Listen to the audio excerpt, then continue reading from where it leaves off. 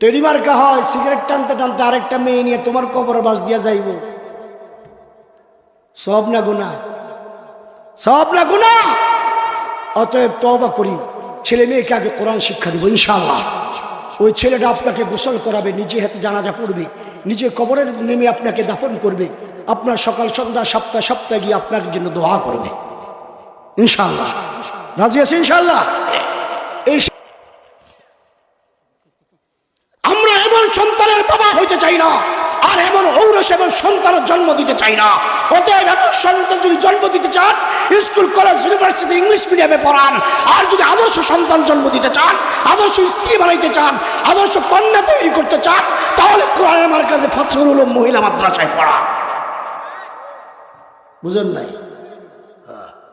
School কলেজে শিক্ষিত মানুষ তৈরি হয়, বঙ্গবন্ধুর মতো রাষ্ট্রনায়ক পাইবা, জিয়াউর রহমানের মতো সেনানায়ক পাইবা, এরশাদ সাহেবের মতো সেনা প্রধান পাইবা, মঈনুদ্দিন ফখরুদ্দিনের মতো টেটকি মারা অফিসার পাইবা, খালেদা জিয়ার মতো প্রধানমন্ত্রী পাইবা, সর্বশেষ শেখ হাসিনার মতো লেডি ফেরাউনও পাইবা। ঠিক না বে ঠিক? আর তাসলিমা নাসরিনের মতো ময়মনসিংহ মেডিকেল কলেজ থেকে বের হওয়া নাস্তিক পাইবা। ঠিক না বে ঠিক? আবার জামাইরে ডিভোর্স দিয়া পাশায় লাত্তি দিয়ে বের করে দিয়ে আরেকটার সাথে বের হইয়া যাওয়া কি পাইবা? প্রেমিকা। ঠিক না বে ঠিক? ঠিক না বে ঠিক? আর আদর্শ মা কন্যা রাবেয়া বস্তি তৈরি করতে হলে মহিলা মাদ্রাসায় দরকার। মুহাম্মদুল্লাহ হাফিজ হুজুর রহমতুল্লাহ আলাইহি, আল্লাহর কুতুব, মা ছিলেন তাহাজ্জুদ গুজার। তাহাজ্জুদের সেজদারত অবস্থায় আল্লাহ তাআলা বিদায় করে নিয়ে গেছে। রামগো মা মারা যায় কই? সিনেমা হলে, মার্কেটে মার্কেটে, রাস্তাঘাটে। বুঝেন নাই? আর আল্লাহওয়ালাদের মা মারা যায় কই? তাহাজ্জুদের যায় নামাজের বসে। ইমাম গাজ্জালী রাম্মা কুরআন ওয়ালামা, ছোট্ট ইমাম গাজ্জালী চোখ অন্ধ হয়ে গেছে, মাকে চোখে দেখে না, মা বাচ্চাকে চোখে দেখে। কেমন লাগে মার? মা বাচ্চাকে দেখে, বাচ্চা মাকে চোখে দেখে। মা তাহাজ্জুদের সময় দোয়া করলেন, রব্বুল আলামিন, আমি মা আমার জন্ম থেকে জন্মগ্রহণ করা বাচ্চাকে চোখে দেখি, বাচ্চা আমি মাকে চোখে দেখে না। মাওলা, আমি মা আমার সন্তানের জন্য তোমার কাছে দোয়া করি, তুমি আমার ছেলের চোখের পাওয়ার ভালো করে দাও। মা কেমন? জিকিরওয়ালা, কোরআনওয়ালা। দৈনিক 19,000 বিসমিল্লাহর জিকির করতেন ইমাম গাজ্জালীর আম্মা। কেন? বিসমিল্লাহর মধ্যে অক্ষর হলো 19টা। কয়টা অক্ষর? মহিলা বলে আল্লাহ তাআলা এই 19 অক্ষরের মধ্যে কোনো কারিশমা রেখেছেন, এই জন্য ওই আল্লাহ ওয়ালি দৈনিক 19,000 বিসমিল্লাহর জিকির করতেন। কয় হাজার? 19,000।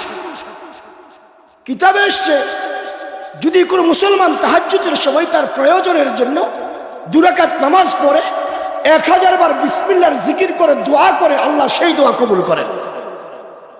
দৈনিক 19,000 বিসমিল্লাহর জিকির করতেন।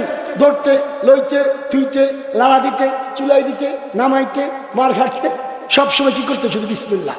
সকাল থেকে নিয়ে ঘুমন্ত পর্যন্ত 19,000 বিসমিল্লাহর জিকির করতেন। আল্লাহ ওই আল্লাহ ওয়ালির জবানটাকে বরকত দিয়ে দিয়েছেন। দোয়া করছে, দোয়া কবুল। তাহাজ্জুদে দোয়া করছে। ঘুম থেকে জাগ্রত হওয়ার পর ছেলে আম্মা বলে দৌড়াইতে দৌড়াইতে গিয়ে আম্মাকে জড়াইয়ে ধরেছেন। আল্লাহ তাআলা মায়ের দোয়ার বদৌলতে ছেলেটার চোখের পাওয়ার ভালো করে দিয়েছে। ও মুসলমান, স্কুলে কোরআন শিখায়, হাদিস শিখায়, স্বামীর ভালোবাসা শিখায়, বাবার ইজ্জত শিখায়, বোনের মর্যাদা শিখায়, কন্যার আদর স্নেহ শিখায়, মায়ের প্রতি সম্মান শেখায় না। ওই যে আমাদের সাভার জাহাঙ্গীরনগর ইউনিভার্সিটি, জাহাঙ্গীরনগর ইউনিভার্সিটির একজন প্রফেসর নাম হল আব্দুল আউয়াল। 2013 সালে এই লোকটা চলে গেছে বৃদ্ধাশ্রম আগারগাঁওয়ে। 2014 সালে আমার মন চাইলো লোকটার সাথে একটু দেখা করি। আমি গেলাম আগারগাঁও, লোকটা কবিতা লেখে আর কাঁদে। আমি বললাম কি অবস্থা? বলো বাবা এখানে শান্তি। তো বললাম আমি আপনার ইতিহাস শুনতে চাই। এভাবে কেন? লোকটা চোখের পানি ছেড়ে দিয়ে বলে যে আমি মানুষ গড়ার কারিগর, কিন্তু নিজের ছেলেদেরকে মানুষ করতে পারি নাই।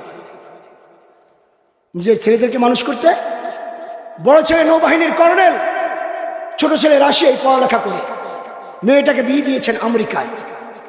ছোট ছেলে রাশিয়া থেকে ফোন করেছে, আব্বা আমার টাকা দরকার। রিটায়ার্ড করার পর 30 লক্ষ টাকার মতো ব্যাংকে জমা ছিল।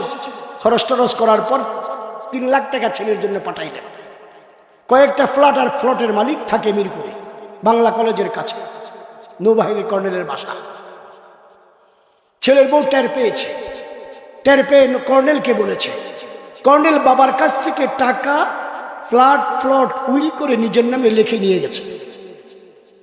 স্ত্রী মারা গেছে, বেচারা ডায়াবেটিসে আক্রান্ত, এখন ছেলের সামনে সবকিছু উইল করে নেওয়ার পর কর্নেলের সামনে কর্নেলের বিবি তার বাবাকে ঘাড় ধাক্কা দিয়া ঘর থেকে বের করে দিয়েছে। মুসলমান, এমন সন্তান দুনিয়ার থাকার চাইতে মরে যাওয়া ভালো নয়, যার স্ত্রী তার সামনে তার বাবাকে ঘাড় ধাক্কা দিয়া ঘর থেকে বের করে দেয়। আমরা এমন সন্তানের বাবা হইতে চাই না, আর এমন ঔরস এমন সন্তানের জন্ম দিতে চাই না। অতএব এমন সন্তান যদি জন্ম দিতে চান, স্কুল কলেজ ইউনিভার্সিটি ইংলিশ মিডিয়ামে পড়ান। আর যদি আদর্শ সন্তান জন্ম দিতে চান, আদর্শ স্ত্রী বানাইতে চান, আদর্শ কন্যা তৈরি করতে চান, তাহলে কোরআনের মার্কাজে ফজলুল উলুম মহিলা মাদ্রাসায় পড়ান। বুঝেন নাই?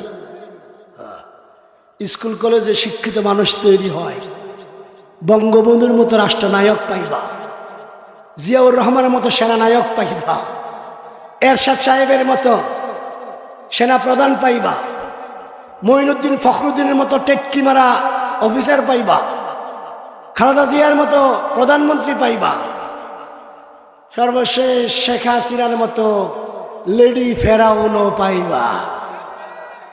ঠিক না বে ঠিক? আর তাসলিমা নাসরিনের মতো ময়মনসিংহ মেডিকেল কলেজ থেকে বের হওয়া নাস্তিক পাইবা। ঠিক না বে ঠিক? আবার জামাইরে ডিভোর্স দিয়া পাশায় লাত্তি দিয়ে বের করে দিয়ে আরেকটার সাথে বের হইয়া যাওয়া কি পাইবা? প্রেমিকা। ঠিক না বে ঠিক? ঠিক না বে ঠিক? আর আদর্শ মা কন্যা রাবেয়া বস্তি তৈরি করতে হলে মহিলা মাদ্রাসায় দরকার। ঠিক না বে ঠিক? মা হলেন সন্তানের প্রথম শিক্ষিকা। মা সন্তানের প্রথম শিক্ষিকা।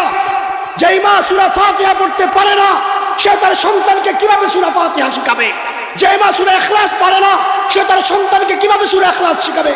যে মা কোরআন পড়তে পারে না, আউযুবিল্লাহ পারে না, বিসমিল্লাহ পারে না, উল্টা পুল্টা পড়ে, সে তার সন্তানের শিক্ষিকা হতে পারে না। সেটা হলো মা নামে কলঙ্ক, ডাইনি। ঠিক না বেঠিক? অতএব মাদ্রাসা দরকার আছে কি নাই? আছে কি নাই?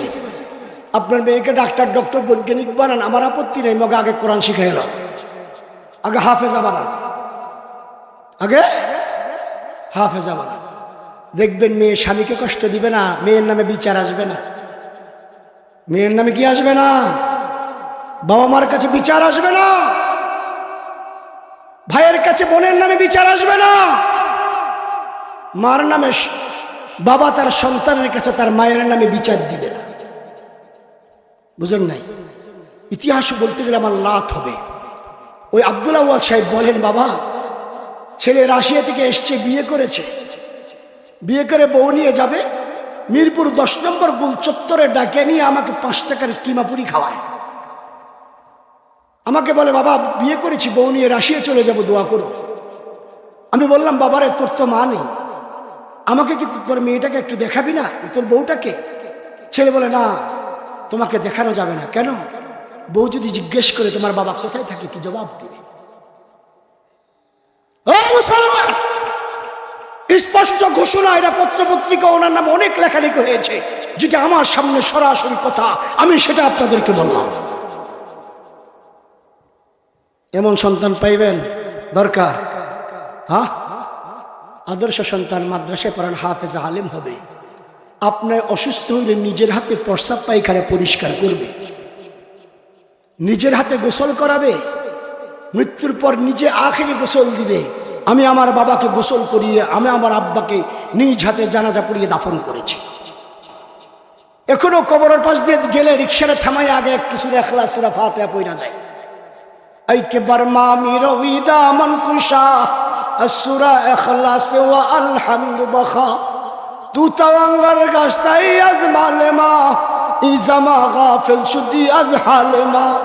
মুহাম্মদুল্লাহ হাফিজ হুজুরের কবরের পাশে একটা পাথর লাগানো, এই পাথরের মধ্যে কবিতা দুটো লেখা, কে যাচ্ছ গে হেঁটে আমার কবরের পাশ দিয়ে, একটু দাঁড়াও কুল আল্লাহ শরীফ আলহামদু শরীফ পড়ে দিয়ে যাও। কবি বলতেছে কিন্তু ছেলে যদি টেডি মার্কা হয়, সিগারেট টানতে টানতে আরেকটা মেয়ে নিয়ে তোমার কবরের পাশ দিয়ে যাইব, সব না গুনাহ, সব না গুনাহ। অতএব তওবা করি, ছেলে মেয়েকে আগে কোরআন শিক্ষা দিব ইনশাআল্লাহ। ওই ছেলেটা আপনাকে গোসল করাবে, নিজে হাতে জানাজা পড়বে, নিজে কবরে নেমে আপনাকে দাফন করবে, আপনার সকাল সন্ধ্যা সপ্তাহে সপ্তাহে গিয়ে আপনার জন্য দোয়া করবে ইনশাআল্লাহ। রাজি আছে ইনশাআল্লাহ?